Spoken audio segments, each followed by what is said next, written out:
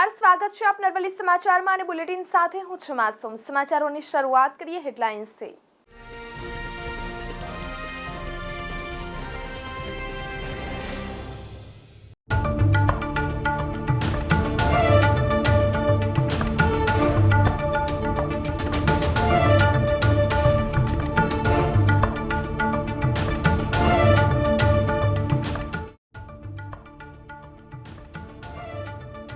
ભાવનગરમાં માવઠાના માહોલ બાદ હવે ઉનાળાની ગરમીનો આરંભ। 1 કિલોના ₹200 થતા ખાટા લીંબુનો સ્વાદ કડવો થયો। પશ્ચિમથી ઉત્તર પશ્ચિમના પવનની અસર હેઠળ તાપમાનમાં નજીવો ઘટાડો। ભાવનગર શહેરમાં મહત્તમ તાપમાન ઘટીને 35.7 ડિગ્રી સેન્ટીગ્રેડ નોંધાયું।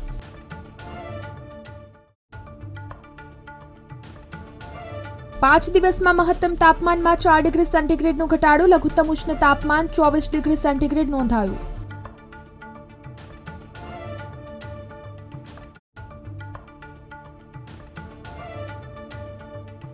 છેલ્લા 4 દિવસથી બપોરે તાપમાન વધવાને બદલે ઘટ્યું। ભાવનગર શહેરમાં સવારે હવામાં ભેજનું પ્રમાણ 51% નોંધાયું।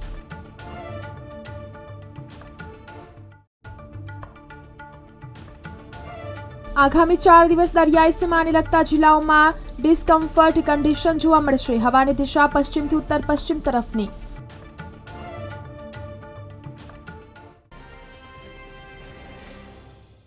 અરવલ્લી જિલ્લા એલસીબીની ટીમે ગઈકાલે ગાંજાનું વાવેતર ઝડપી પાડ્યું છે। માલપુર તાલુકાના હાથીખાંટના મુવાડા ગામેથી મકાઈની આડમાં ગાંજાનું વાવેતર ઝડપી પાડ્યું હતું। અરવલ્લી જિલ્લા એલસીબીએ માલપુર તાલુકાના હાથીખાંટના મુવાડા ગામેથી ખેતરમાં ગાંજાનું વાવેતર ઝડપી પાડ્યું હતું। મકાઈની આડમાં ગાંજાનું વાવેતર ઝડપી પાડ્યું હતું। એલસીબીને માહિતી મળતા ડ્રોનની મદદ મેળવી ₹12.83 લાખની કિંમતનો 120 કિલો ગાંજો ઝડપી પાડ્યો હતો। એલસીબીએ 350 છોડ ઝડપી આરોપી ગુલાબજી વિરાજી ખાંટ સામે નાર્કોટિક્સ ડ્રગના કાયદા હેઠળ ગુનો નોંધી ફરાર આરોપીને ઝડપી પાડવા ચક્રો ગતિમાન કર્યા છે। એલસીબીએ ગાંજાનું વાવેતર ઝડપ્યા બાદ જમીનની માલિકીની ખરાઈ કરતા જમીન શ્રી સરકાર હોવાનું સામે આવ્યું છે। શ્રી સરકાર જમીનમાં ગેરકાયદેસર રીતે કોણ વાવેતર કરતું હતું તેના પર પણ અનેક સવાલો ઊભા થયા છે। एलसीबी की जो टीम है उनको बातमी मिली कि मकई की आड़ में बहुत बड़ा गांजे का वावेतर हो रहा था। हाथी कांटना मुवाड़ा गांव जो मालपुर तालुका में लगता है उसके अंदर ये बातमी आधारे एलसीबी की टीम ने अपने सर्वेलेंस टीम्स बनाई एवं जो जगह है उस जगह पर पहुंचकर ड्रोन की मदद से जो काफ़ी डेंस जो मकई की खेती हो रही थी उसके बीच में से उन्हें गांजे का खेती मिली है, जिसमें करीबन 350 छोड़ जिनकी वज़न है करीबन 130 किलोग्राम्स और जिनकी कीमत पूरी मिलाकर होती है 12,80,000 रुपये। इतने का इनको अभी मिला है गांजे का जो वावेतर वहाँ हो रहा था। जो आरोपी हैं गुलाबजी भाई कांट, उनका कब्जा है इस ज़मीन पर। इतनी माहिती हमें अभी प्रिलिमिनरी मिल रही है। इन्वेस्टिगेशन इसमें जारी है और इन्वेस्टिगेशन में और कुछ निकलता है तो बिल्कुल उसकी जानकारी दी जाएगी।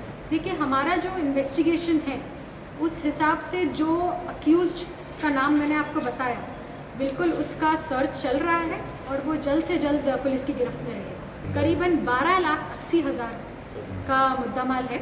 350 छोड़ हमें मिले हैं। ब्यूरो रिपोर्ट, अरवल्ली समाचार, मोडासा। સાબરકાંઠાના હિંમતનગરમાં તાજેતરમાં રાત્રિના સમયે રોડ ઉપર 20 વર્ષીય યુવક પર 4 લોકોએ ક્રિકેટ રમવાના બેટથી હુમલો કર્યો હતો। જો કે યુવકનું સારવાર દરમિયાન મોત થતા આ મામલે પોલીસે તાત્કાલિક ધોરણે 4 આરોપીઓની અટકાયત કરી વધુ તપાસ હાથ ધરી છે। તેમજ એક અઠવાડિયા અગાઉ થયેલી સામાન્ય બાબતમાં હુમલો કરતા પોલીસે તમામની સામે મર્ડરના ગુનો નોંધી આગળની કાર્યવાહી શરૂ કરી છે। એકાદ સપ્તાહ પહેલા રાત્રિના સમયે ક્રિકેટ રમવા જઈ રહેલા 20 વર્ષીય પ્રેમ કુમાર ભાટને 1 વર્ષ અગાઉ સ્થાનિક કક્ષાએ સામાન્ય બાબતે બબાલ થઈ હતી, જેની અદાવત રાખી ગત 11 માર્ચના રોજ રાત્રિના સમયે હાથમતી નદીના પુલ ઉપર સામસામે આવી જતા નાની બાબતમાં લઈ મોટું ઉગ્ર સ્વરૂપ ધારણ થતા ક્રિકેટ રમવાના બેટ વડે માથાના ભાગે હુમલો કરતા પ્રેમ ભાટને લોહીલુહાણ હાલતમાં સ્થાનિકોએ હોસ્પિટલ ખસેડ્યો હતો। 11 માર્ચના રોજ ભુલેશ્વર પુલ ઉપર રાતના આશરે 9 વાગ્યા આસપાસ પ્રેમ કમલેશભાઈ ભાટ નામના વ્યક્તિને 4 વ્યક્તિઓએ ક્રિકેટ રમવાના બેટ વડે હુમલો કરેલો અને એમને ઈજા થયેલી, જેથી સિવિલ હોસ્પિટલ લઈ જવામાં આવેલા ઈજા પામનારને અને ત્યારબાદ પ્રાઇવેટ હોસ્પિટલમાં તેમને એડમિટ કરેલા. તે વખતે જરૂરી કાયદાકીય કાર્યવાહી કરી ગુનો દાખલ કરવામાં આવેલો. એ ફરિયાદમાં તપાસ દરમિયાન 4 વ્યક્તિઓના નામ મળી આવેલા.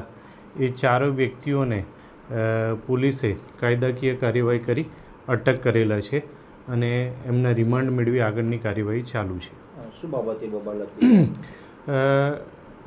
જે મરણ જનાર છે એ અને આ આરોપીમાંથી એક વ્યક્તિને અગાઉ એકાદ વર્ષ પહેલાં સામાન્ય બોલાચાલીને માથાકૂટ થયેલી, પરંતુ એ બાબતે કોઈ ફરિયાદ દાખલ થયેલી નહીં.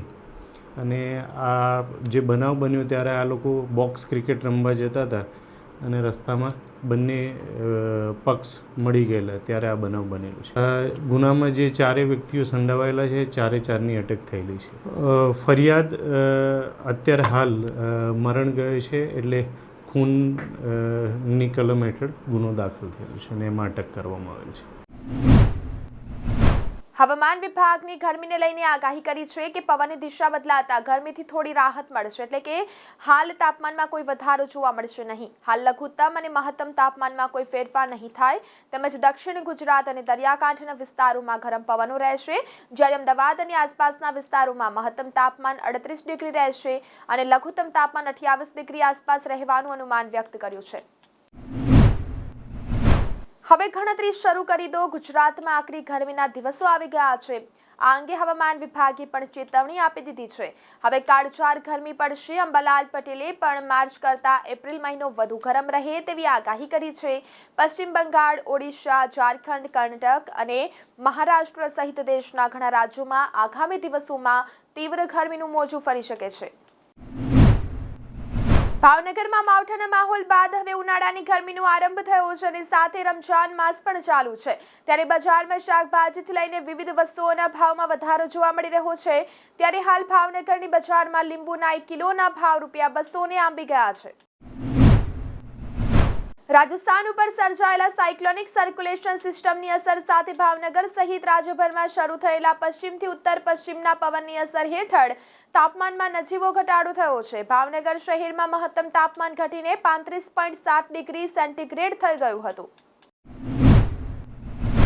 બીજી તરફ નજર કરીએ તો 5 દિવસમાં મહત્તમ તાપમાનમાં 4 ડિગ્રી સેન્ટીગ્રેડનો ઘટાડો થયો છે, જો કે લઘુત્તમ ઉષ્ણ તાપમાન 24 ડિગ્રી સેન્ટીગ્રેડ નોંધાયું હતું. ભાવનગર શહેરમાં મહત્તમ તાપમાન 36.8 ડિગ્રી સેન્ટીગ્રેડ થયું હતું, તો 1.1 ડિગ્રી સેન્ટીગ્રેડ વધી તેમજ 35.7 ડિગ્રી સેન્ટીગ્રેડ થઈ ગયું હતું. છેલ્લા 4 દિવસથી બપોરે તાપમાન વધવાને બદલે ઘટી રહ્યું છે. શહેરમાં લઘુત્તમ ઉષ્ણ તાપમાન 24 કલાક અગાઉ 35 ડિગ્રી સેન્ટીગ્રેડ નોંધાયું હતું, તે વધીને 24 ડિગ્રી સેન્ટીગ્રેડ થઈ ગયું હતું. ભાવનગર શહેરમાં સવારે હવામાં ભેજનું પ્રમાણ 51% નોંધાયું હતું. ગુજરાત રાજ્યમાં આગામી 4 દિવસ દરિયાઈ સીમાને લગતા જિલ્લામાં ડિસ્કમ્ફર્ટ કન્ડિશન જોવા મળશે. આમ હવાની દિશા પશ્ચિમથી ઉત્તર પશ્ચિમ તરફની છે. રાજ્યમાં ગરમીનું તાપમાન સામાન્યથી થોડું વધારે રહેશે.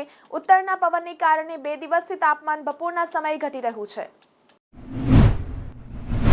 ગાંધીનગરમાં હવામાનમાં નોંધપાત્ર ફેરફાર જોવા મળી રહ્યો છે. નગરજનો હાલમાં બેવડી મોસમનો અનુભવ કરી રહ્યા છે.